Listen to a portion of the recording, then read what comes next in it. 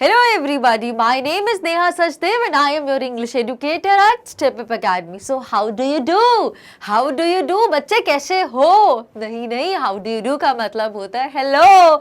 Now, how are you? I hope everybody is doing well और मैं तो बहुत ही बढ़िया हूँ, मज़े में हूँ और इस मज़ेदार वर्ड्स के साथ आज हम स्टार्ट करते हैं बहुत ही मजेदार टॉपिक इंग्लिश का, जिसके बिना हमारी इंग्लिश कंप्लीट ही नहीं हो सकती, इनफैक्ट इंग्लिश शुरू ही नहीं हो सकती। तो इंग्लिश का क्या टॉपिक आज हम पढ़ने वाले हैं, that is rules of grammar. तो किसी भी लैंग्वेज को गवर्न करने के लिए grammar plays a very important role. तो ग्रामर क्या करती है, आप ऐसा समझ सकते हो अपने शब्दों में कि grammar is the backbone of language English. तो ग्रामर क्या है यहाँ पर जो हम पढ़ने वाले हैं, वो किसी लैंग्वेज की बैकबोन होती है, जस्ट लाइक ह्यूमन बीइंग्स की जो बैकबोन होती है, जो हमें करेक्ट पोस्चर देती है, जिसकी वजह से I am standing erect right away in front of you. तो अगर हमें किसी चीज की ग्रामर नहीं पता होगी, किसी लैंग्वेज की ग्रामर नहीं पता होगी, तो हम वहां पर भी सेंटेंस को सही से कंस्ट्रक्ट नहीं कर पाएंगे, सेंटेंस सही से इरेक्ट नहीं हो पाएगा। तो वो समझने के लिए आज हम लेके आए हैं आपके सामने रूल्स ऑफ ग्रामर। ये कुछ ऐसे इधर उधर से लिए गए रूल्स हैं जो हर सेंटेंस में बहुत ही कॉमनली और एवरीडे लाइफ में हम इन चीजों को यूज करते हैं, तो हमें करेक्टली पता होना चाहिए। नाउ, अब रूल्स ऑफ ग्रामर की दूसरी वेरी इंपॉर्टेंट चीज ये होती है कि हमें जरूरत होती है इंग्लिश बोलने की, ना सही इंग्लिश बोलने की। तो जब हमें सेंटेंस को सही से कंस्ट्रक्ट करना नहीं आएगा, हमें उसका स्ट्रक्चर ढंग से पता नहीं होगा, तो हम कभी भी सही इंग्लिश नहीं बोल पाएंगे। तो अर्थ का अनर्थ तो हो ही जाएगा। तो इन सारी चीज़ों को करेक्ट करने के लिए आज हम जल्दी से स्टार्ट करते हैं अपना रूल्स ऑफ ग्रामर। कुछ 12 रूल्स हैं आज जो मैं आपको इस वीडियो में डिस्कस करूंगी और फटाफट हम इनको समझते जाएंगे। So come students, let's immediately take the pen and paper in hand and note down the 12 rules. Now, सबसे पहले स्टार्ट करते हैं हम अपने बेसिक इंट्रोडक्शन से कि हम क्यों पढ़ रहे हैं, इसकी इंपॉर्टेंस क्या है रूल्स ऑफ ग्रामर को पढ़ने की। So when you want to write something, जैसे कि आपको कोई सेंटेंस को कंस्ट्रक्ट करना है, कोई आर्टिकल लिखना है, आर्टिकल एन द की बात नहीं कर रही मैं, आर्टिकल की बात कर रही हूँ। जो हम न्यूज़पेपर मैगजीन्स में जो हम पीस ऑफ राइटिंग देखते हैं, उसको आर्टिकल बोला गया है। आपको अगर लेटर लिखना है अपने फ्रेंड्स को, कोई भी लेटर लिख सकते हो, then CV is curriculum vitae. Curriculum vitae क्या होता है, जब आप जॉब इंटरव्यू के लिए जाते हो एंड बीइंग अ फ्रेशर, जिसमें आपकी पर्सनल डिटेल्स होती हैं, उसको हम CV बोलते हैं। और एक होता है रेज्यूमे, वो क्या होता है, we have already prepared a video, आप उसमें देख सकते हो क्या डिफरेंस है और क्या सही चीज़ है। देन अगर आपको इंग्लिश में से कोई भी चीज़ को लिखना है या आपको कोई चीज़ सही से बोलनी है, तो ग्रामर आनी बहुत ज़रूरी है। So, when you want to write something in the English language, you will make sure that it is meaningful. क्या होना ज़रूरी होता है कि सबसे पहली चीज़ उसको meaningful होना बहुत ज़रूरी होता है, and top of that क्या ज़रूरी होता है, grammatically correct। तो ये तो ऐसी बात होगी जैसे चेरी ऑन टॉप होगी। आइसक्रीम है, आइसक्रीम तब तक कंप्लीट नहीं लगती जब तक उसको गार्निश ना किया जाए, उसके ऊपर प्रॉपर टॉपिंग्स ना हो। तो ये वही वाली बात है कि मीनिंगफुल तो होना ही होना चाहिए, but it should be mandatory, grammatically correct होना चाहिए, तभी वो अट्रैक्टिव, तभी वो अपीलिंग लगेगी हमें। But it is obvious that you make a lot of mistakes in grammar. ये बहुत ही ऑब्वियस है।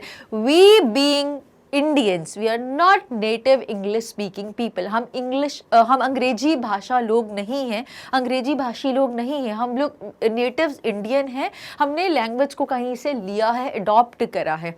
तो बहुत ऑब्वियस सी बात है कि वो हमारी लैंग्वेज नहीं है, हम उसको बचपन से बोलते नहीं आ रहे, तो हम ग्रामेटिकली बहुत सारी गलतियां करते हैं। तो वो सारी जो कॉमन मिस्टेक्स करते हैं, उनसे बचने के लिए आज इस वीडियो में हम आपको कुछ 12 रूल्स पढ़ाएंगे। Now, grammar errors like spelling, preposition, sentence structure and sentence formation are very common while writing.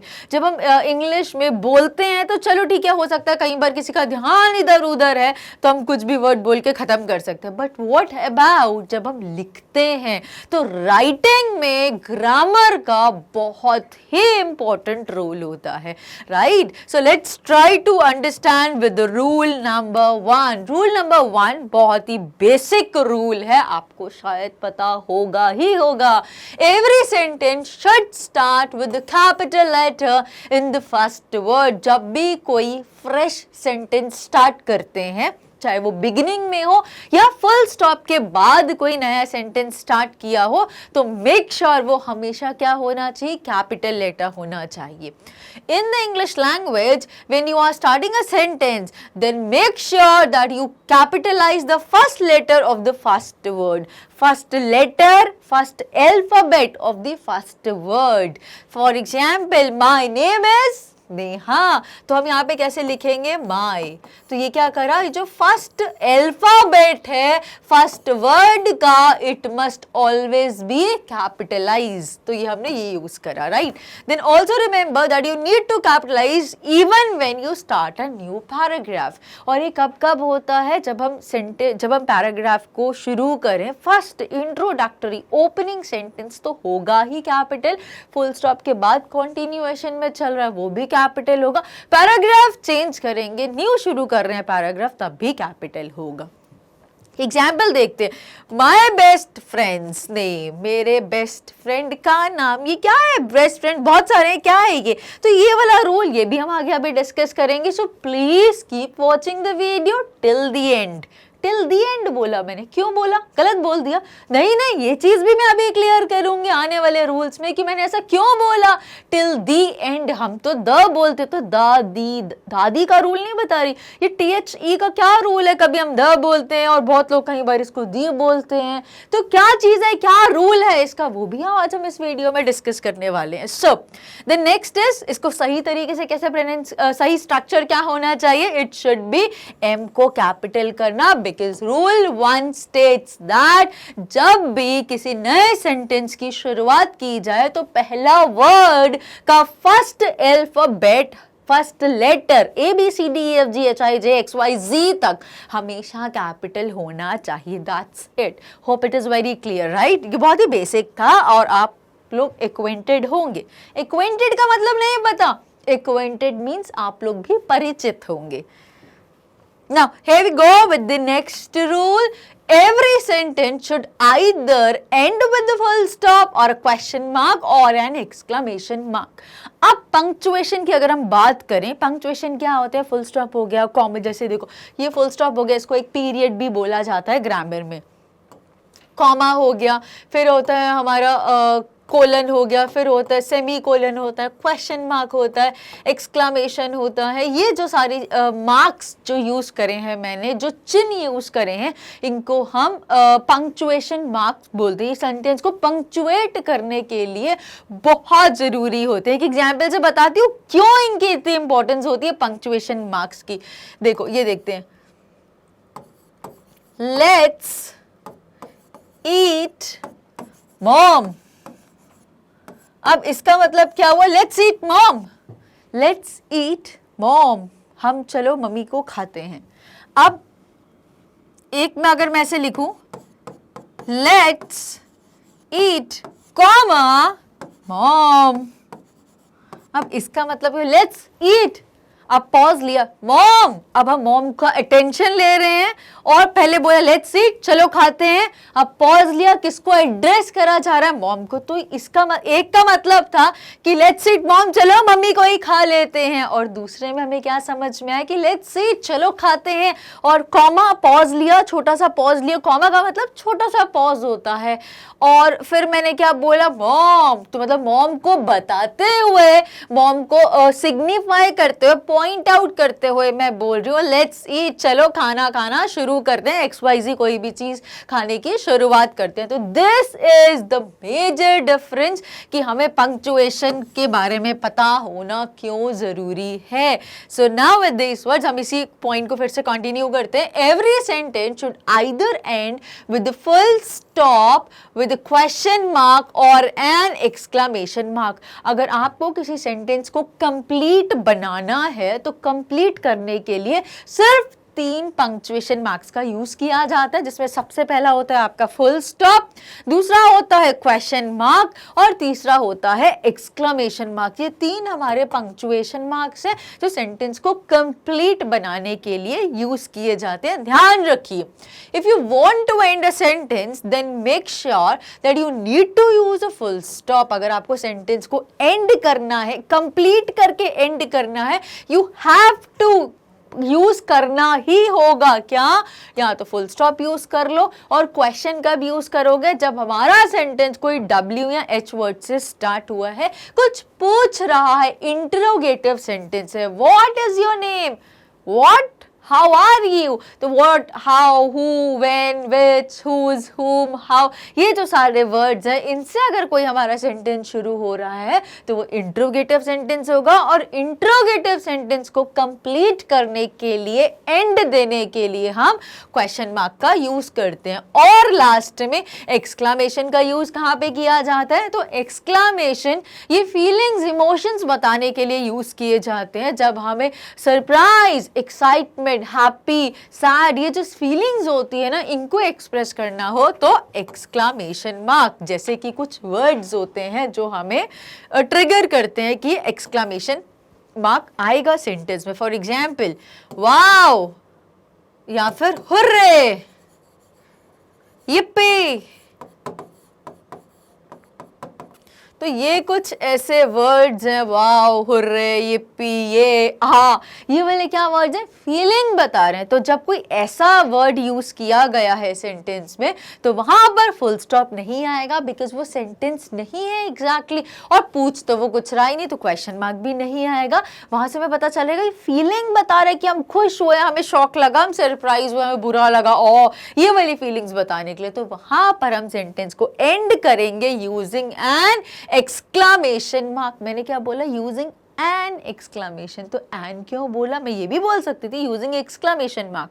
मैंने एन क्यों बोला? तो ए एन, दादी वाला, वो सब क्या चीजें हैं, ये अभी हम आगे जल्दी से डिस्कस करेंगे, ठीक है? इसीलिए तो बोल रही हूँ जल्दी जल्दी नोट डाउन करते जाओ ताकि मैं आगे आगे रूल्स पे मूव करूँ। So then we would end with an exclamation mark. Example जल्दी से देखते हैं। The above any of the 3 mentioned should be used depending on the situation of the sentence. तो ये अगर मुझे फुल स्टॉप यूज करना है, क्वेश्चन मार्क यूज करना है या एक्सक्लेमेशन यूज करना है, ये कौन डिटरमाइन करेगा, ये कौन डिसाइड करेगा? Based on the type of sentence, कि किस टाइप का सेंटेंस है। अगर वो एक नॉर्मल सेंटेंस है, वो कुछ बता रहा है, वो कुछ स्टेट कर रहा है, वो एक स्टेटमेंट है, कंप्लीट है, एंड करना है तो फुल स्टॉप। कुछ पूछ रहा है, इंटरोगेटिव सेंटेंस है, तो वहां पे क्वेश्चन मार्क आ जाएगा। फीलिंग, इमोशन, एक्सप्रेशन बता रहा है, कोई भी एक्सप्रेशन बता रहा है, तो वहां पर हम एक्सक्लेमेशन मार्क का यूज करेंगे। So that depends on the type और the meaning conveyed by the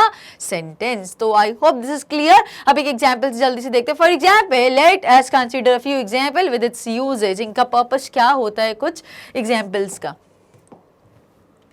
Now, सबसे पहले full stop है। The full stop is used when a sentence completes a proper message, या complete हो जाता है, पूरा meaning convey करता है। The symbol used for the full stop is ये वाला, ये जो डॉट लगाते हैं ना हम, छोटी सी एक बिंदी लगा देते हैं, वो full stop होता है, जिसको पीरियड भी बोला जाता है। It is one और the same thing। आपको अगर कोई बोले what is period, so that is a full stop। Now, example, John loves to play football. He dreams to become a football player। अब John loves to play football, ये complete, what he loves to play football, complete हो गया, end हो गया। फिर full stop लगाया, full stop के immediate बाद हमारा जो फर्स्ट लेटर है, फर्स्ट अल्फाबेट है वर्ड का, वो क्या होना चाहिए? हमेशा कैपिटल। तो वो रूल भी हमने यहाँ पे रूल नंबर 1 भी पुट कर दिया, रूल नंबर 2 भी पुट करके देख लिया। He dreams to become a football player। I am living in London for 2 years। Complete sentence convey करने के लिए क्या यूज करा? फुल स्टॉप का यूज यूज करें। जल्दी से और एग्जांपल्स देख लेते हैं एक्सक्लेमेशन और क्वेश्चन के, फिर हम नेक्स्ट रूल की तरफ प्रोसीड करेंगे। Question mark are used only for questioning और interrogating sentences. It is used at the end of the sentence to make it questionable. The symbol used for question mark is ये। Question करने के लिए कौन सा symbol use करा जाता है? क्वेश्चनिंग का सिंबल क्या होता है? ऐसा वाला, right. So which college are you starting from? तो W वर्ड से स्टार्ट हुआ, H वर्ड से भी स्टार्ट हो सकता है। For example, how are you, आप कैसे हैं? कमेंट में बताइए। बढ़िया है, enjoying life, everything is going well, perfect, question mark आ गया, राइट। और W वर्ड से स्टार्ट हुआ। फिर कुछ ऐसे वर्ड्स होते हैं, हेल्पिंग वर्ड्स भी ऐसे होते हैं जिनसे हम क्वेश्चन वाले सेंटेंस को स्टार्ट कर सकते हैं, जिसमें डू आता है और कुछ केसेस में हैव भी आता है, कैन भी आता है। ये सब हम आगे पढ़ेंगे, ठीक है। So do you know who I am? क्या आप तो मुझे जानते हैं ना। सो ये क्या है question? Do you know who I am? क्या आप जानते हो मैं कौन हूं? तो ये भी पूछ रहा है, कुछ पूछ रहा है। जहां पर भी स्टेटमेंट में या सेंटेंस हमें पता चले कि कोई चीज हमसे पूछी जा रही है, तो बिना सोचे समझे ब्लाइंडली वहां पर क्या लगा देना है? हमें क्वेश्चन मार्क लगा देना है। और इसकी पहचान जनरली ऐसा होता है W वर्ड, H वर्ड या फिर कहीं बार हेल्पिंग या सपोर्टिंग वर्ब से भी क्वेश्चन को बनाया जाता है। वो आइडियली कंफर्मेटरी क्वेश्चंस में जाते हैं, राइट। नाउ अब नेक्स्ट देखते हैं एक्सक्लेमेशन वाला जल्दी से। सो एक्सक्लेमेशन मार्क की जो पहले आप बिंदी का साइन, ऐसी बिंदी बहुत कॉमन हुआ करती थी, that is exclamation. So an exclamation mark is used when you are expressing your feelings और इमोशंस। कोई भी इनटैंजिबल चीज को बताना हो तो एक्सक्लेमेशन का यूज करिए। So when you are expressing it in a sentence, you need to remember that exclamation should be done at the end। क्यों बोला? अभी पढ़ेंगे जल्दी से। The symbol which is used for the sentence for the exclamation is this one। Now she actually won the lottery। तो ये क्या कुछ बता रहा है, कुछ पूछ रहा है, ये एक फीलिंग बता रहा है, कुछ चीज ऐसी हुई, ये एक्सप्रेशन है। इसमें सब्जेक्ट वर्ब वाला प्रॉपर रूल नहीं आया, इसीलिए इसको सेंटेंस या स्टेटमेंट नहीं बोलेंगे। ये सिर्फ एक एक्सप्रेशन है और इसीलिए फॉलो हुआ है एक्सक्लेमेशन से। हमने पढ़ा था एक्सप्रेसिंग योर इमोशंस, फीलिंग्स और एक्सप्रेशंस बताने के लिए। Wow, such a wonderful place it is. अच्छा, ये छोटी सी चीज ध्यान रखना, जब भी एक्सक्लेमेशन फीलिंग्स या इमोशंस बताता है और कोई वर्ड यूज किया जाता है, वाओ, ओ, आ, हुर्रे, ये वाले वर्ड्स होते हैं, इनके तुरंत बाद एक्सक्लेमेशन नहीं आता, which is a myth.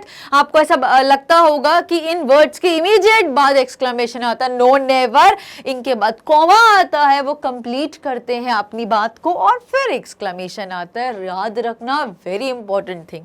Fine, so I hope it is very clear. अब हमने तीनों चीजें बहुत अच्छे से क्लियर कर लिया। फुल स्टॉप का यूज कहाँ होगा, क्वेश्चन मार्क का यूज कहाँ होगा और एक्सक्लेमेशन का यूज कहाँ किया जाएगा। तो जल्दी से रूल नंबर 3 की तरफ मूव करते हैं। Every sentence should have SVO। तो ये SVO क्या होता है? Subject plus verb plus object. एक इंग्लिश में बेसिक सेंटेंस को अगर आपको कंस्ट्रक्ट करना हो तो मैंडेटरी है कि ये तीन चीजें आनी ही आनी चाहिए। Sentence starts with the subject और सब्जेक्ट क्या करता है? एक्शन करता है और एक्शन किस पे किया जाता है? ऑब्जेक्ट पे। Doer of the action, action and receiver of the action. तो SVO ये इंग्लिश के सेंटेंस कंस्ट्रक्शन का रूल होता है। हिंदी में ऐसा नहीं होता, हिंदी में SOV होता है। I went to market। I subject, go went gone। तो went क्या है? एक्शन, वर्ब है, सब्जेक्ट वर्ब ऑब्जेक्ट। और where I went to market। मैं बाजार गई। अब ये सब्जेक्ट I, मैं सब्जेक्ट, मैं हिंदी वाला, और बाजार ऑब्जेक्ट आ गया और गई इस क्रिया, दैट इज वर्ब, वो बाद में चला गया।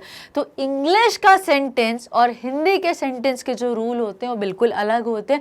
इसीलिए कभी भी ये गलती मत करना कि आप लोग क्या करते हो कि इंग्लिश को, अगर मुझे कोई हिंदी का इंग्लिश बनाना है या इंग्लिश को हिंदी बनाना है तो हम उसको ट्रांसलेट कर लेते हैं वर्ड टू वर्ड। वो पॉसिबल नहीं होता। क्यों? क्योंकि इंग्लिश एक अलग लैंग्वेज है, खुद के रूल्स होते हैं। हिंदी ऑल टुगेदर अलग लैंग्वेज है, उसके खुद के गवर्निंग रूल्स होते हैं जो उस लैंग्वेज को गवर्न करते हैं। Now subject verb object, doer of the action, action and receiver of the action। I write, what I write a letter। तो I write आई, सब्जेक्ट क्या है, आई हो गया, वर्ब क्या है, एक्शन वर्ड्स को वर्ब बोलते हैं, तो दैट इज राइट। और क्या लिखती हूँ, ऑब्जेक्ट क्या है, व्हाट आई राइट लेटर। किसको लिखती हूँ ये थोड़ी ना बताऊंगी सब बातें, आई राइट किसको, कुछ भी समझ लो लिखती हूँ, fine. So the basic rule of grammar in the English language is that you must include subject and verb. अगर एक बार ऑब्जेक्ट नहीं भी होगा तो भी सेंटेंस सही साउंड करेगा, बट ऑब्जेक्ट अगर आ जाएगा तो सेंटेंस कंप्लीट हो जाएगा, मीनिंगफुली कंप्लीट हो जाएगा। बट सब्जेक्ट और वर्ब भी है तो भी हम सेंटेंस को कंस्ट्रक्ट कर सकते हैं। जो सबसे छोटा सेंटेंस होता है वो सब्जेक्ट और वर्ब के साथ ही बनाया जाता है। The object is optional depending on the usage. This order is only applicable for positive sentences, not for sentences with negatives or question marks. अगर ये सेंटेंस नेगेटिव हो जाएगा तो क्या ये रहेगा, तो उसमें फिर नॉट वाली वर्ड आ जाएगी, तो आई राइट मैं लिखती हूँ, मैं नहीं लिखती तो यहाँ पे कोई नेगेटिव वर्ड आ जाएगा। और अगर क्वेश्चन होगा तो आई से तो कभी स्टार्ट ही नहीं होगा, तो वहां पर पहले हेल्पिंग वर्ब आ जाएगा या क्वेश्चन वर्ड आ जाएगा। तो ये जो रूल बताया मैंने, subject plus verb plus object, ये रूल सिर्फ एप्लीकेबल है अफर्मेटिव सेंटेंसेस में। अफर्मेटिव मतलब पॉजिटिव सेंटेंसेस जो पॉजिटिव मीनिंग कन्वे करते हैं, जो बताते हैं कि कोई एक्शन होता है, एक्शन के होने के बारे में पता चले, ना होने का पता चले तो वो नेगेटिव, और होते हैं कि नहीं होते पूछना है तो क्वेश्चन मार्क आ जाएगा। ठीक है, सो और एक्सक्लामेशन में भी ये रूल नहीं जाएगा, बिकॉज वो कुछ बता नहीं रहा, वो कुछ पूछ नहीं रहा, वो कुछ एक्सप्रेशन है, वो फीलिंग इमोशंस बता रहा है। So this order is only applicable for positive sentences, not for the sentences with negatives और क्वेश्चन मार्क्स और exclamation marks. Why? Because they may have different orders. Because जब ये चीजें आ जाएंगी तो सेंटेंस का ऑर्डर ही डिफरेंट हो जाता है। That's the rule. The subject usually plays a major role in the entire sentence. और सबसे बड़ा रोल किसका होता है, सब्जेक्ट का। अब ऐसा क्यों बोला सबसे बड़ा रोल सब्जेक्ट का होता है, because it is the subject that defines the verb. अब सब्जेक्ट सिंगुलर है तो वर्ब ऐसा होगा, सब्जेक्ट प्लूरल है तो वर्ब ऐसी होगी। तो ये सब क्या है, ये भी हम रूल में डिस्कस करेंगे सब्जेक्ट वर्ब अग्रीमेंट के बारे में। बट अभी आपको ये समझना है कि it is the subject which plays very important role, because subject के हिसाब से वर्ब चेंज होती है। तो जिसके हिसाब से होती है वो डोमिनेटिंग हो गया, वो मेजर पार्ट हो गया। That is why subject is important. So the subject usually plays a major role in the entire sentence.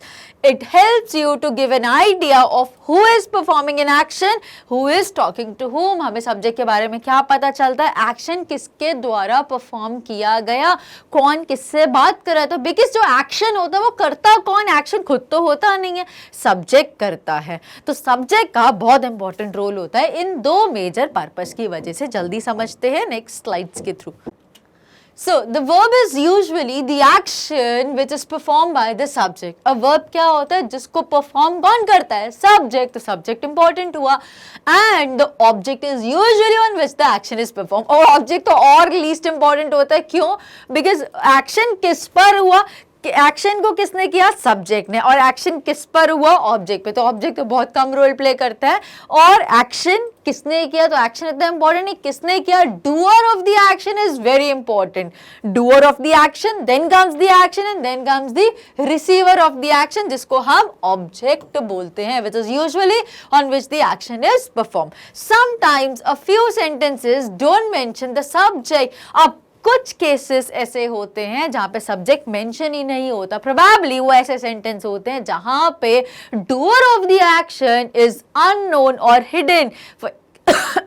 For example, the door was broken into. अब इसका मतलब क्या होता है, the door was broken into, कोई दरवाजे को तोड़कर घर के अंदर घुस आया, प्रोबेबली चोर ने दरवाजों को तोड़ा और अंदर घुस के आ गए। The door was broken into. जब हम लोग घर आए शाम को रिटर्न हुए, so we found that the door was broken into, मतलब कोई दरवाजे को तोड़ के घर के अंदर घुस आया। अब कौन आया, doer of the action is unknown और हिडन। तो उस केस में हम ये एग्जाम्पल बता रहे हैं कि sometimes a few sentences don't mention the subject. Actually, it has a subject and it is understood even if it is not shown. For example, consider the word stop. अब कुछ ऐसे imperative sentences होते हैं, command words होते हैं जहाँ पे sentence नहीं आता. For example, listen to me, write the notes, take the notes, keep my words in mind. तो मैं किसको बोल रही हूँ? क्या मैं यहाँ पे वॉल से बात कर रही हूँ? Am I talking to somebody else? I am talking to you, जो मुझे सुन रहे हो, जो मेरी वीडियोस को देख रहे हो। तो यहाँ पे क्या हुआ, सब्जेक्ट जो था वो बहुत ही, वो हिडन नहीं था, वो अननोन नहीं था, बट वो बाय डिफॉल्ट अंडरस्टूड था। तो दो मेजर केसेस होते हैं जहां पे हम सब्जेक्ट को मेंशन ना भी करें तो सब्जेक्ट अपने आप क्लियर हो जाता है, right? So which means that you must stop here, you is hidden। यहाँ पे you क्या है, जब सब्जेक्ट हिडन होता है या अननोन होता है। हिडन केस हो गया आपके साथ वाला, और अननोन वाला केस हो गया चोर आया था, कौन सा चोर था ये पता नहीं था। तो उन केसेस में हम क्या करते हैं, सब्जेक्ट को मेंशन नहीं भी करते, but that is very clear, understood and absolutely grammatically correct sentence. Now Mary loves to play with cats. अब subject Mary loves what she loves to play with cats। तो subject verb object, तो मेरी subject हो गया, play verb हो गया, object हो गया cat, right? Michael teaches friends, subject Michael, doer of the action, action, and then comes the object। come here, अब ये कौन come here? you come here, come here, go there, sit down, turn on the lights, switch off the fan। ये सब क्या है, किसको बोला जा रहा है? Obviously first person is talking to second person, उसको कमांड दे रहा है कुछ करने के लिए, जहां पे सब्जेक्ट हमारा हिडन है बट बाय डिफॉल्ट वो अंडरस्टूड है। तो ये वाला केस बिल्कुल क्लियर है, इसमें क्या हम मानेंगे, यू कम हियर, तो here the subject is hidden. I hope this is very clear to you कि सब्जेक्ट की इंपॉर्टेंस क्या होती है, और अगर सब्जेक्ट ना भी आए तो it is absolutely correct and grammatically acceptable sentence. Moving to rule number 4। Rule number 4 बोलता है the subject and verb forms are interrelated in the sentence. Subject और जो वर्ब के फॉर्म्स होते हैं वो इंटर रिलेटेड होते हैं, कहाँ पे, सेंटेंस में। So if you are using a singular subject then you need to use original. ये जो रूल है ये मेजरली वो रूल है जब मैंने बोला था सब्जेक्ट वर्ब अग्रीमेंट का, और इसीलिए हम बोल रहे हैं सब्जेक्ट और जो वर्ब होते हैं वो इंटर रिलेटेड होते हैं, कनेक्टेड होते हैं और इंटर वोवन रहते हैं, बिकॉज सब्जेक्ट डिफाइन करता है कि वर्ब क्या होगी, verb move according to the subject. So the subject and verb forms are interrelated in the sentence. If you are using a singular subject then you need to use original या root form of the verb, और अगर subject हमारा plural है तो हम वहाँ पर क्या use करेंगे, s या es form of the verb। अब ये कैसा बनता है इसको जल्दी से मैं पढ़ के समझाती हूँ। So सिंगुलर सब्जेक्ट की कैटेगरी में क्या आता है वो देखते हैं।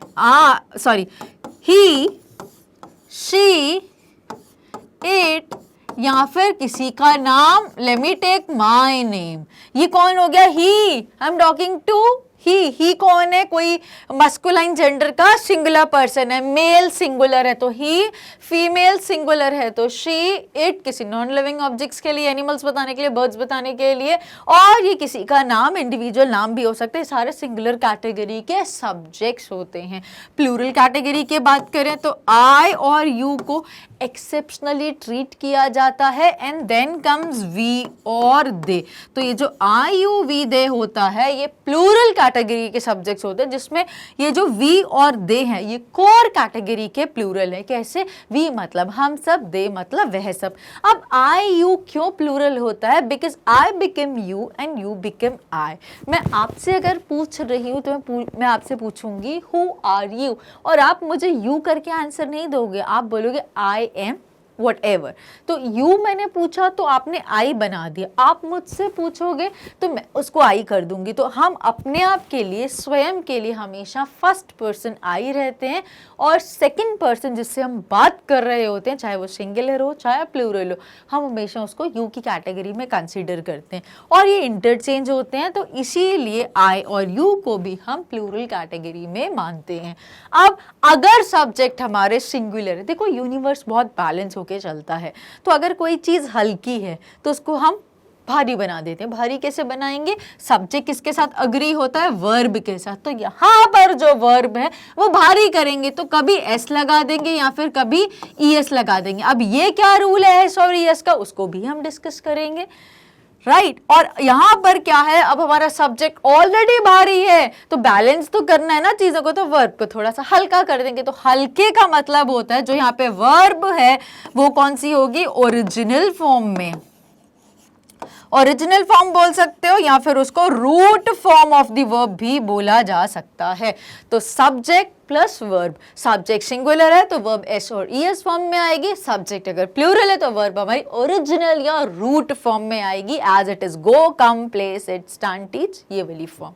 फाइन, तो अब जल्दी से हम एग्जाम्पल्स के साथ डिस्कस कर लेते हैं। हैरी सिंगुलर है, किसी का नाम है, यहाँ पर मैंने अपना नाम यूज करा था, यहाँ पे हैरी, तो सब्जेक्ट सिंगुलर है तो वर्ब हमारी एस या ईएस फॉर्म में आएगी। सब्जेक्ट प्लूरल है तो वर्ब हमारी ओरिजिनल या रूट फॉर्म में आएगी, that is we go to restaurant, Harry wants to buy a new mobile और bike. So this was all about subject verb agreement. Now coming to the next rule, that is use either or मतलब ये either or category वाला paired conjunction वाला है, और neither nor, इसको either or neither nor भी बोला जाता है। both are absolutely correct way of pronouncing the word either or या either or या neither nor neither nor। अब क्या बोल रहे हैं, या तो ये यूज कर लो या तो ये यूज कर लो, depending on the sentence while using singular nouns। तो सिंगुलर नाउन्स बताने के लिए या तो ये फॉर्मेट को यूज कर लो या तो ये फॉर्मेट को यूज कर लो। In English sentence either or and neither nor is used when two singular noun, दो सिंगुलर नाउन, जैसे मैं और एक और कोई पर्सन, मान लो आप हो मेरे सामने, आई एंड यू, आप भी सिंगुलर मैं भी singular, singular noun, noun is a name of a person, right, are connected, और अगर हम दोनों को कनेक्ट किया जाए, so these two are different in usages. Also remember that the singular verb और auxiliary verb is used for singular nouns. अब कैसे ये रूल बना, जैसे either he और she, या तो ये या तो वो, neither she nor he, ना तो इसने ना तो उसने। तो either और का मतलब होता है कि दो लोगों में से किसी एक ने तो कोई काम किया है, या तो ये है या तो वो है, either he और she। और neither का मतलब क्या होता है, नो, निगेट करता है, ना तो उसने किया है और ना ही उसने किया। ये यूजेज होता है जिसको हम अभी जस्टिफाई करते हैं जल्दी से। और यहाँ पर क्या लाइन बोली है ये थोड़ा समझ लीजिए, these two are different in usage, also remember that the singular verb, अब अगर वर्ब आएगी हमारी तो ऑक्सिलरी वर्ब को तो फॉलो करेगी, तो वहां पर ऑक्सिलरी वर्ब भी आता है जो कि सिंगुलर नाउन्स के साथ यूज किया जाता है। नाउ ऑक्सिलरी वर्ब को हेल्पिंग वर्ब या सपोर्टिंग वर्ब भी बोला जा सकता है। एग्जांपल से जल्दी से जस्टिफाई करते हैं। आइदर और is used when any one of the two cases is true, या तो ये बात सही है या तो वो बात सही है, या तो आप सही हो और या मैं भी सही हूँ, ऐसा नहीं होता, हम दोनों सही हैं। बट अगर हमें कोई बताना हो, ऑप्ट करना हो दो में से कोई एक, तो हम आइदर और वाले केस पे जाते हैं। Now this means that either this must be true और दैट, या तो ये बात सही है या तो वो बात सही है, बट कोई एक ही होगी, either or. Example, Raju and Shrikant must be either friends or enemies.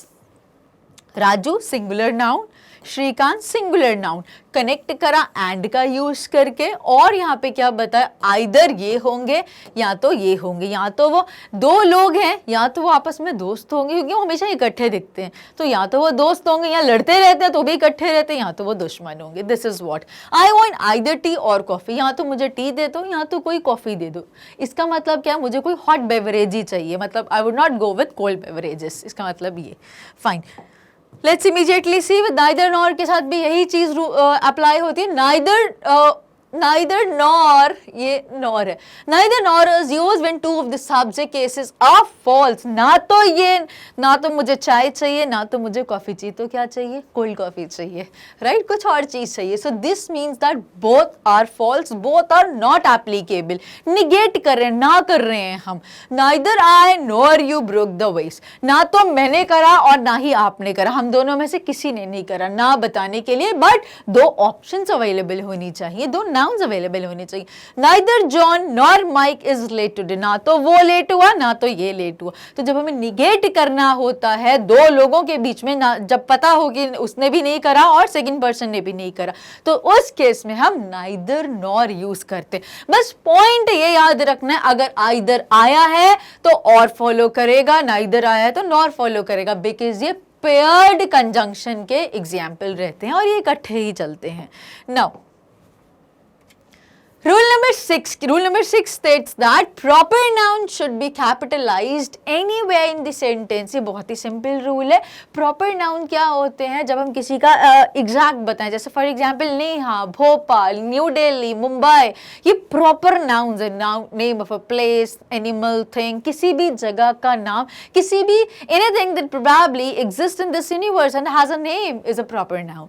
और proper noun should be always capital anywhere in the sentence. Sentence के कहीं पर भी आ जाए, बिगिनिंग में, मिड में, एंड में, it must be capital when used. It is important to capitalize on the words which are proper nouns. This can be at the beginning, middle और even at the end of the sentence. In short, anywhere in the sentence. I love to drink coffee at Starbucks. तो मैं किसकी बात कर रही हूँ? मैं ये क्यों Starbucks क्या यहाँ पे प्रॉपर नाउन है? तो प्रॉपर नाउन कहाँ से पता चला? बिकॉज ये उस चेन की, उस ब्रांड की, उस कॉफी हाउस की बात कर रही हूँ which is commonly known as. तो वो जगह का नाम है, तो प्रॉपर नाउन है, तो इसलिए मैंने एस को कैपिटल कर लिया, भले वो सेंटेंस की एंड में क्यों नहीं आया हो. I am planning to visit. अब किसी जगह का नाम, name of a place, animal, person, thing, institute, office, किसी भी चीज, फीलिंग, इमोशन, सबके नाम. So I love to visit Goa this winter. तो वे गोवा अब बीच में आया तो भी capital because proper noun. So that's all about the rule. और समझने की कुछ ज्यादा जरूरत नहीं है. Let's move immediately towards rule number 7.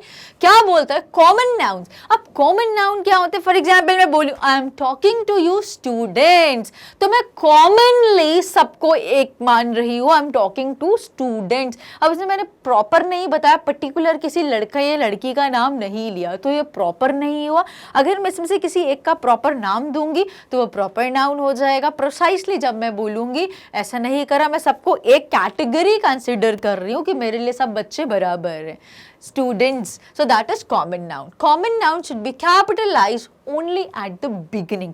Common noun अगर शुरुआत में आएगा, शुरुआत में तो वैसे ही हम सब चीज़ें कैपिटल करते हैं, तो ये रूल याद करने की ज़रूरत नहीं है, प्रैक्टिकली बस ध्यान रखने की ज़रूरत है. So when common nouns are used, then you need to capitalize them only at the beginning of the sentence. Girls are fond of shopping. किसकी बात कर रही हूँ? लड़कियों की बात कर रही हूँ. मैंने पर्टिकुलर स्कूल वाली लड़की, कॉलेज गोअर, मैंने ऐसे डिफाइन नहीं करा, मैंने कॉमन नाउन का यूज करा, girls. So they are fond of shopping. Kids, बच्चों की बात हो, अब कौन से किस टाइप के बच्चे नहीं बताए. Kids, common noun. They love to eat chocolate. अब गलत ऐसा होगा अगर मैं इसको ऐसे करूं, I know a boy who could work here. अब अगर मैं ऐसे बोलूं, आई नो अ बॉय, अब मैं एक लड़की को जानती हूँ हु कुड वर्क है, जो यहाँ पे, अब ये कौन सा बॉय? कोई एक बॉय है जो कि क्लियर नहीं पता, कॉमन में किसी लड़के के लिए रेफर कर रही हूँ. और अगर वो यहाँ पर कैपिटल में आ जाएगा तो उसका यूज गलत होगा. और बीच में हम, क्योंकि हमने क्या रूल पढ़ा, कॉमन नाउन जब सेंटेंस के बिगिनिंग में आएंगे बस तभी कैपिटल होने चाहिए, एल्सवेयर नहीं होगा. That's it, right? So moving further towards rule number 8, the words it's or its sound ऐसा ही करता है, बट छोटी सी चीज है जो मैंने आपको स्टार्टिंग में फ्रेंड्स के साथ बोला था. याद करो मेरी स्लाइड नंबर 1, रूल नंबर 1 में मैंने यही चीज रेस करी थी, माय फ्रेंड्स नेम. तो वो यही अपॉस्ट्रोफी वाला रूल था जिसको हम जल्दी से क्लियर करते हैं. तो ये क्या है? ये जो ऊपर जो ऐसा कॉमा लगाते हैं, ये क्या बताता है? ये अपॉस्ट्रोफी बोलते हैं इसको, ये पंक्चुएशन मार्क है. ये क्या बताने के लिए यूज किया जाता है? ये पॉजेसिव फॉर्म बताने के लिए यूज किया जाता है, या पोजेशन बताने के लिए, या कॉन्ट्रैक्टेड फॉर्म बताने के लिए. कॉन्ट्रैक्टेड क्या मतलब होता है? जब कोई बड़ी चीज को हमें शॉर्ट करना हो तो हम उसमें अपॉस्ट्रोफी लगा देते हैं, या फिर पोजेशन बताता है, ओनरशिप बताता है. कैसे? अगर मैं यहां पर बात करूं इट्स और इट इज, तो ये जो अपॉस्ट्रोफी इट्स के साथ यूज हुआ है, ये क्या बता रहा है? ये कॉन्ट्रैक्टेड फॉर्म बता, इट इज या इट वॉज को जब हमें फ्लुएंसी में बोलना होता है तो हम इट्स हैपनिंग नाउडेज, हम ऐसे फ्लुएंसी में बोलते हैं. It's happening, it's raining, it is raining भी बोल सकते हो, बिल्कुल करेक्ट है, परफेक्ट है. बट फ्लुएंसी में जल्दी बात करनी हो तो हम इसको अपॉस्ट्रोफी एस, लिखने में ये करते हैं, बोलने में इट्स बोलते हैं. तो जब हम लिखने की बात, बोलने में तो देखो पता नहीं चलेगा कि इट्स बोला कि इट्स बोला, बट लिखने में इस चीज का ध्यान रखना कि जब हमें कोई बड़ी चीज को कॉन्ट्रैक्ट करना हो तो हम उसमें अपॉस्ट्रोफी का यूज करते हैं. Same is the case here also, you are, you were और योर. अब यहाँ पे ये जो इट्स है और इट्स है, इनमें डिफरेंस है. बोलने में नहीं है, लिखने में डिफरेंस है। यहाँ पर भी यू आर, यू वर और योर ये दोनों डिफरेंट है। क्या? अब यहाँ तो एज इट इज ITS है, यहाँ भी ITS है। यहाँ पे तो खैर स्पेलिंग में डिफरेंस है तो हम समझ सकते हैं, बट यहाँ पर भी डिफरेंस है।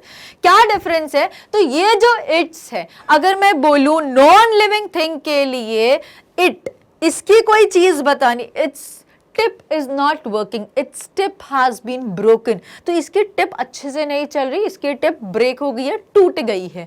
ये वो इट्स होता है, इसका, इसके, इसकी बताने के लिए, जिसको हम प्रोनाउन बोलते हैं। और कौन सा प्रोनाउन है? पोजेसिव प्रोनाउन, वो प्रोनाउन जो रिलेशन या पोजेशन बताता है। अब ये कौन सा? इट इज, इट वॉज वाला, तो it is happening, it was happening, वो फॉर्म वाला, ये कॉन्ट्रैक्टेड है और ये पोजेसिव फॉर्म है। तो I hope it is clear. जैसे मान लीजिए बोर्ड है, बोर्ड का ये वाला बटन नहीं चल रहा या बोर्ड का कुछ भी पार्ट डैमेज है, so its screen is not working well, its buttons are damage. तो वो इट्स इसका, इसके या इसकी बताने वाला। सेम केस यहाँ पर भी आता है, you are, you were, you are very energetic, you are very smart, हो ना? यस, यू आर को मैंने अपॉस्ट्रोफी कर दिया, जिसको यू वर पास्ट में भी जाता है और प्रेजेंट में भी रहता है। ये योर कौन सा होता है जो हम बहुत ही बेसिकली और बहुत फ्रीक्वेंटली यूज करते हैं? What's your name? योर, हाँ मैं आप ही से बात कर रही हूँ, आपका नाम क्या है? So what's your name? आपका, आपके, आपकी, इसका, इसके, इसकी, ये पोजेसिव प्रोनाउन था, ये पोजेसिव प्रोनाउन है, और ये कॉन्ट्रैक्टेड फॉर्म, ये कॉन्ट्रैक्टेड फॉर्म, ये डिफरेंस है इन दोनों में। फाइन, तो बस इतनी सी चीज हमें समझनी थी, एग्जाम्पल से जल्दी से देख लेते हैं। इट्स अगर बोला तो it is a possessive determiner and used to say that its that it belongs और होल्ड्स और refers to something. Its hair, it is, ये वाला इट्स कौन सा? इट इज वाला या इट वॉज वाले में हम कंसिडर कर सकते, जो शॉर्ट फॉर्म होता है, जिसको मैंने कॉन्ट्रैक्टेड फॉर्म बोला ऑफ इट इज या it was, and is used to mention things, right? I hope it is very clear. ये क्रिस्टल क्लियर हो जाना चाहिए because this is very important concept. देखो बच्चों, बोलने में तो डिफरेंस नहीं आएगा, but what about when you write? हम मैसेज करते हैं, व्हाट्सएप करते हैं लोगों को, और अगर हम उसमें इसकी और इसकी गलती कर ले, इसकी और इसकी गलती कर ले, तो बहुत ही नेगेटिव इमेज जाएगी। तो इंप्रेशन अच्छा जाए, समझ में आए किसी को कि कोई अच्छा पढ़ा लिखा इंसान इंग्लिश में बात कर रहा है, so you must know these basic mistakes जो हम आए दिन करते हैं, अब नहीं करेंगे हम, right? Moving towards the next slide, इनके एग्जांपल्स देख लेते हैं इट्स के भी अभी। So this fish is too big for its aquarium, उसके एक्वेरियम के लिए। This bread has passed its expiration date, its, इसकी, इसके, इसके, इसका, इसके, इसकी, राइट? और इट इज, इट वॉज वाला, why it is taking so much time, इसको ऐसे पढ़ के देखोगे ना तो बिल्कुल क्लियर हो जाएगा। Why it is taking, why it's taking lot of time, why it was taking lot of time. So it is always raining here, it is always raining here, it was always raining here. Fine, अब यहाँ पे आई hope it is very clear. तो उसको substitute कर लो, कभी it is के साथ, present में सेंस समझ में आएगी, पास्ट में समझना है तो इट वॉज करके कर लो। That's it about this rule. Now let's move towards the next ninth rule. Ninth rule क्या बोलता है? Use indefinite article. अब ये इनडेफिनाइट आर्टिकल्स क्या होते हैं? For countable noun. अब दो आर्टिकल्स होते हैं, इसको मैं बहुत डीप में नहीं समझाऊंगी because I have already uploaded one video जिसमें सिर्फ आर्टिकल्स के बारे में, जिसमें बहुत डीप में हमने आर्टिकल्स को समझा है। दो टाइप के आर्टिकल्स होते हैं, डेफिनाइट और इनडेफिनाइट, किसका क्या यूज होता है। तो अगर आपको इस पॉइंट में थोड़ा सा डाउट हो, बिकॉज मैं इसको बहुत ही ब्रीफ में इसको एक्सप्लेन करने वाली हूँ, मेजर रूल पे एम्फसाइज करूंगी। इसका अगर डीप में कॉन्सेप्ट समझना है so you can refer my video, जिसमें मैंने सिर्फ आर्टिकल्स की वीडियो है, सिर्फ आर्टिकल के बारे में समझाया है इन डिटेल। सो अब यहाँ पे हम रूल को बस समझेंगे। So use indefinite articles for countable noun. Indefinite article को कहाँ यूज करना है? काउंटेबल। अब इनडेफिनाइट होते क्या है, डेफिनाइट क्या होता है, तो बस मैं जल्दी से बता देती हूँ। इनडेफिनाइट आर्टिकल होते हैं ए और एन, और डेफिनाइट आर्टिकल होता है हमारा द, जिसको हम दी भी बोलते हैं। क्या है वो मैं सब बता चुकी हूँ, आप आर्टिकल की वीडियो अच्छे से देख लीजिए, और अभी हल्का सा ब्रशअप दूंगी फिर से, with specific countable and all countable nouns, ये क्लियर हो गया। द इनडेफिनाइट आर्टिकल जिसको हम ए और एन बोलते हैं are use mostly for countable. अब काउंटेबल नाउन्स क्या होता है? जिनको गिना जा सकता है, जो जिनकी इंडिविजुअल एग्जिस्टेंस होती है, फिजिकल फॉर्म होता है। जैसे कि अगर मैं इसको गिन सकती हूँ, 1 पेन, 2 पेन, 3 पेन, मैं पानी को नहीं गिन सकती, मुझे 1 पानी दे दो, मुझे 3 पानी दे दो, मुझे 3 चीनी दे दो, ये 3 चावल दे दो, हम ऐसे नहीं। यहाँ ऐसा ट्रिक ले लो कि जिस चीज को अगर हमें कैलकुलेट कर, जिसको नापने के लिए हमें यूनिट का यूज करना पड़े तो वो अनकाउंटेबल की कैटेगरी जाती। और अगर अनकाउंटेबल की कैटेगरी चली गई तो वहां पर क्या यूज करेंगे हम? डेफिनेट आर्टिकल द का या दी का यूज करेंगे। Fine. So definite article the are used for a few countable noun and mostly for uncountable nouns। अब एग्जाम्पल के थ्रू समझते हैं जल्दी से कैसे। इतना समझ में आ गया कि ए और एन का यूज कहाँ किया जाता है? काउंटेबल के साथ, और द का यूज किया जाता है अनकाउंटेबल, जिनको गिना नहीं जा सकता है। और कुछ ऐसे एक्सेप्शनल केसेस होते हैं कि द के साथ भी हम काउंटेबल को यूज करते हैं, वो रूल हम ऑलरेडी डिस्कस कर चुके हैं। The principal asked a student about his performance. तो द प्रिंसिपल, मैं किसकी बात कर रही हूँ? मैं स्कूल के, ये PAL और PLE तो पता है ना। हाँ, ये प्रिंसिपल स्कूल का प्रिंसिपल है। वो वाला प्रिंसिपल क्या होता है? सिद्धांत, उसूल, वो प्रिंसिपल्स होते हैं हमारे। Now I am talking about the principal, वो पर्टिकुलर जो स्कूल के प्रिंसिपल है, उन्होंने मुझसे कुछ पूछा। तो the principal, Aaron is a brilliant student. तो is a brilliant, a use, a and the वाला ए यूज होता है किसके लिए? डेफिनाइट बताने, इनडेफिनाइट बताने के लिए। अरुण कौन है? एक ब्रिलियंट स्टूडेंट है। अब द प्रिंसिपल क्या यूज करा? डेफिनाइट, वही वो स्कूल के प्रिंसिपल है, तो मैंने यूज करा। अब यहाँ पर इनडेफिनाइट क्यों? बिकॉज यहाँ पर ब्रिलियंट, यहाँ पर ये ब्रिलियंट है, और भी ऐसे ब्रिलियंट हो सकते हैं। आप भी ब्रिलियंट हो तो मैं आपके साथ भी यूज कर सकती हूँ। तो अ यूज होता है, कॉमनली हम एक्सचेंज कर सकते हैं, काउंटेबल के साथ भी, अनकाउंटेबल के साथ भी। और यहाँ पे हम बिकॉज पर्टिकुलर बता, the sun, the moon, the star, the principal, इसीलिए हमने यहाँ पे पर्टिकुलर बताने के लिए द का यूज करा। Now let's move ahead and go towards rule number 2। Use the article a for consonant sound and an for a vowel sound. अब ये तो हमने बचपन से पढ़ा, AEIOU। अब इसका लॉजिक क्या रहता है? जो हिंदी में जो हमारे आ ई ई उ स्वर बोलते हैं उनको, वो 11 होते हैं, बट अगर हम इंग्लिश में बात करें तो 5 साउंड्स होते हैं, तो 5 को 11 रिप्लेस करता है। तो इसीलिए एग्जैक्टली ये चीज को ध्यान से समझना कि मैंने ये नहीं बोला कि कोई वर्ड AEIOU से स्टार्ट हो रहा है। ऐसा कोई वर्ड जिनके साउंड में हिंदी में आ ई लगा के देख लेना तो बहुत ही क्लियर हो जाएगा। अगर हिंदी के आ ई का साउंड आ रहा है और वो चीज सिंगुलर है तो बिना सोचे समझे आंख बंद करके वहां पे क्या लगा देना? एन का यूज कर लेना। बस इतनी सी बात है और कुछ नहीं है इस रूल में। So use the article a for consonant sounds. Consonant sounds क्या होता है? ए आ ई को छोड़ के जितने भी बाकी होते हैं व्यंजन, BCDFGHKLP, ये वाले सारे words. And for vowel sounds. Vowel sounds जहां पे आता है साउंड बोला, इसीलिए एक ट्रिक बताती हूँ, बहुत अच्छा एग्जाम्पल। मैं पूछ रही हूँ आपसे, यूरोप में रहने वाला यूरोपियंस, ठीक है। अब यूरोपियंस के आगे हम क्या, सॉरी यूरोपियन, सॉरी प्लूरल तो नहीं कर सकती,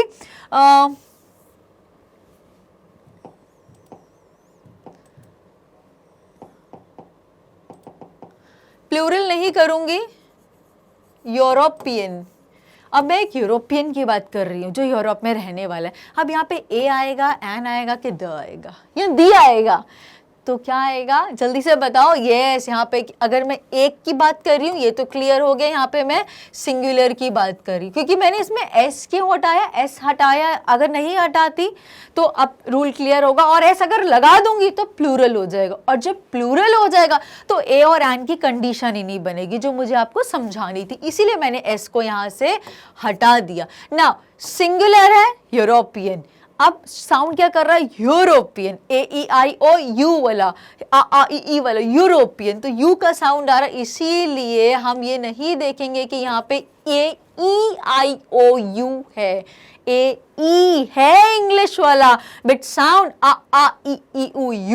यू का साउंड आ रहा है, यू, जो कि हमारा हिंदी वाला कोई व्यंजन स्वर का साउंड नहीं आ रहा, इसीलिए मैंने यहाँ पे क्या लगाया? A European. तो याद रखना ऐसी छोटी, इसीलिए मैंने यहाँ पे मेजरली क्या लिखा है, साउंड की हम बात करें और हिंदी टू इंग्लिश वाला कॉन्सेप्ट हमेशा याद रखना, वेरी इंपॉर्टेंट पार्ट। जल्दी से देख लेते हैं। Use the article a for the words with sound consonant at the very beginning. For example a bat, a cat, a dog. अब ये क्लियर है, एक बैट है तो अ बैट सिंगुलर है, तीनों चीजें सिंगुलर है, प्लूरल नहीं है, एस ई एस कहीं नहीं लगा हुआ है, और बी सी डी इनके साउंड आ रहे हैं तो हमने ए लगा दिया बिना कुछ सोचे समझे। दैट्स इट अबाउट ए का रूल। नाउ नेक्स्ट हम देख लेते हैं जल्दी से एन वाला rule. Use the article an for the words with sound vowel eight the very beginning. तो अब मैं जल्दी से आपका वो जो पेशेंस है ना उसको और चेक नहीं करती, क्यूरियोसिटी को खत्म करती हूँ और मैं आपको इंपॉर्टेंट चीज बताती हूँ कि मैं इतनी देर से आपको क्यों बोल रही थी कि द और दी। तो सिर्फ इतना सा रूल है, अगर कोई कॉन्सोनेंट साउंड वाला वर्ड आ रहा है तो वहां पे हम द बोल देंगे, और वावल साउंडिंग वाला वर्ड आ रहा है तो वहां पर दी बोल देंगे। बस इतनी सी बात थी जिसके लिए मैंने कितना वेट कराया। Use the article and for the words with sound vowel eight the very beginning. अब एप्पल, ईगल, एलिफेंट, अब ये ए का साउंड आ रहा है, आ ई वाला ए, ई वाला साउंड, एलिफेंट, इन सब में हिंदी के मैंने स्वर के हिसाब से देखा तो आ ई का साउंड आ रहा था और वो सिंगुलर थे, तो बिना कुछ सोचे समझे मैंने क्या लगा दिया, तीनों में एंड का यूज कर दिया। So that's it about A and the का रूल। नेक्स्ट हम पढ़ते हैं जल्दी से रूल नंबर 11 और सेकेंड लास्ट रूल है ये हमारे इस rules of grammar. Now rule number 11 states that use apostrophe to show possessions। हम ये ऑलरेडी पढ़ चुके हैं, possession बताने के लिए। possession को मैं क्या समझा सकती हूँ, ओनरशिप बताने के लिए। I own a car, मेरे पास कार नहीं है, मैं बता रही हूँ example. I own a car, I have a car। So ये जो हम कोई चीज possess करते हैं, हम कोई चीज own करते हैं, किसी चीज का स्वामित्व अधिकार होना, किसी चीज का मालिकाना हक होना, उस सेंस में हम possession बताते हैं, और possessions बताने के लिए apostrophe का यूज किया जाता है। So use apostrophe to show possessions। Possession is something which is usually owned by a person, place or thing, etc. It has two forms which are singular and plural। अब singular का भी possession हो सकता है, plural का भी। अब मेरा भाई, so my brother, या ये एग्जाम्पल नहीं बोलूँ, मैं बोलूँ नेहा का भाई, तो नेहा ब्रदर, नेहा भाई, no no no, Neha's brother. याद रखना ये बहुत इंपॉर्टेंट, मैंने बहुत लोगों को ये गलत बोलते हुए देखा और मुझे बड़ा बुरा लगता है ग्रामेटिकली, राइट। तो it is Neha's brother, Neha apostrophe S, possessive form बताए, नेहा का, नेहा के, नेहा की। और अगर मैं बताऊं आप सब स्टूडेंट्स के गिफ्ट्स मेरे पास रखे हैं, तो स्टूडेंट्स के तो प्लूरल का पॉजेसिव बताएंगे तो इसके बाद में अपॉस्ट्रोफी आ जाएगी। बस यही सी बात थी जो मुझे आपको बतानी थी। So it has two forms which are singular and plural. तो हमने क्या करा, सिंगुलर के लिए अपॉस्ट्रोफी एस माइनस नहीं करा, इसमें अपॉस्ट्रोफी एस को लगाया, ऐड करा, और प्लूरल में हमने क्या करा, एस के बाद में अपॉस्ट्रोफी लगा दी, बिकॉज वो ऑलरेडी प्लूरल था, वो एस पे एंड हो रहा था, तो पॉजेसिव बताने के लिए अपॉस्ट्रोफी एंड में लगा दी। सो बॉयज कार, लड़के की कार, बॉयज कार, बोलने में ऐसे ही साउंड कर, बॉयज कार, लिखने में समझ में आया, इसीलिए मैंने इंट्रोडक्शन में कहा था बोलना तो कई बार ठीक है, कई बार छुप जाता है कि छोटी छोटी गलतियां करें, बट व्हाट अबाउट रिटन। तो रिटन कम्युनिकेशन में हमें इन चीज़ों के लिए बहुत ही पर्टिकुलर होना चाहिए। और आजकल तुम ज़्यादा टक टक टक टक करते रहते ना फ़ोन में, व्हाट्सएप, तो इसीलिए अच्छी इमेज बनाओ। अभी स्टूडेंट्स हो यार, अभी पढ़ लो अच्छे से।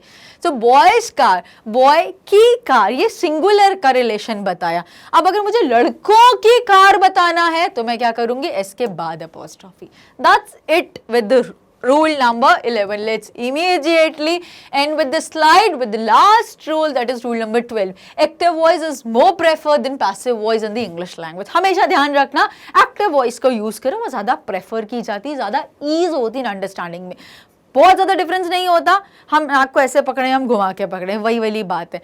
तो जो स्ट्रक्चर होता है ना वो इंग्लिश का, वो एक्टिव के फॉर्म में रहता है, subject plus verb plus object. और पैसिव का रूल क्या बनता है, देखो सब, अगर मैं एक्टिव की बात करूं, subject verb object, doer of the action, action receiver of the action. अब जब ये उल्टा हो जाता है, doer of the action becomes the receiver of the action, और जो रिसीवर ऑफ द एक्शन था वहां पे डूअर ऑफ द एक्शन चला जाता है। तो जब उल्टा हो जाएगा तो पैसिव। तो हम क्यों चीजों को उल्टा सीधा करें जब वो ऑलरेडी इतनी उलझी हुई है हमारे लिए। इसीलिए क्लैरिटी के लिए, चीजों को सिंपल, अंडरस्टैंडेबल, मीनिंगफुल, क्लियर बनाने के लिए हम क्या यूज करते हैं या क्या प्रेफर करते हैं, दैट इज एक्टिव वॉइस।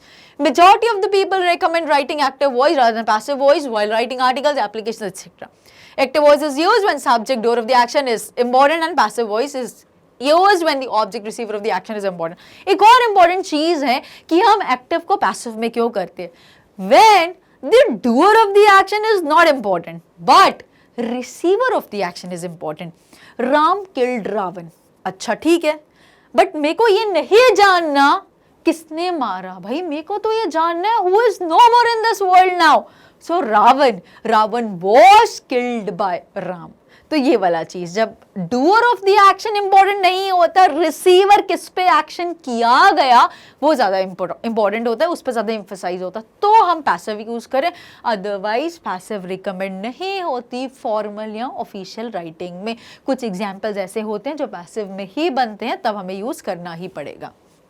मैंने नो, बिग नो नहीं बोला उसको, राइट, छोटा सा नो बोला, कंडीशन लगा के स्टार लगा देती हूँ ऐसा वाला। टीएनसी अप्लाई, बहुत गंदा सा TNC. Fine, so example is passive voice का बोले football was played by Raju. अब मेरे को ये नहीं जाना किसने खेला, क्या खेला, स्पोर्ट्स पीरियड था तो क्या खेला, तो वो है football. So football was played by Raju. अब एक्टिव करेंगे तो राजू प्लेस फुटबॉल। राजू क्या खेलता है, राजू फुटबॉल खेलता है। कौन खेलता है मुझे जानना है, डूअर कौन है, that is Raju. So that's all about the 12 rules of grammar. I hope it was really informative. और प्लीज डू प्रॉमिस मी कि आज के बाद एटलीस्ट 12 रूल्स जो बताएं वो 12 गलतियां तो ना ही करें आप। प्लीज चैनल को ज्यादा से ज्यादा लाइक करें, शेयर करें और रिलीजियसली सब्सक्राइब तो करना ही करना है। Thank you very much for watching the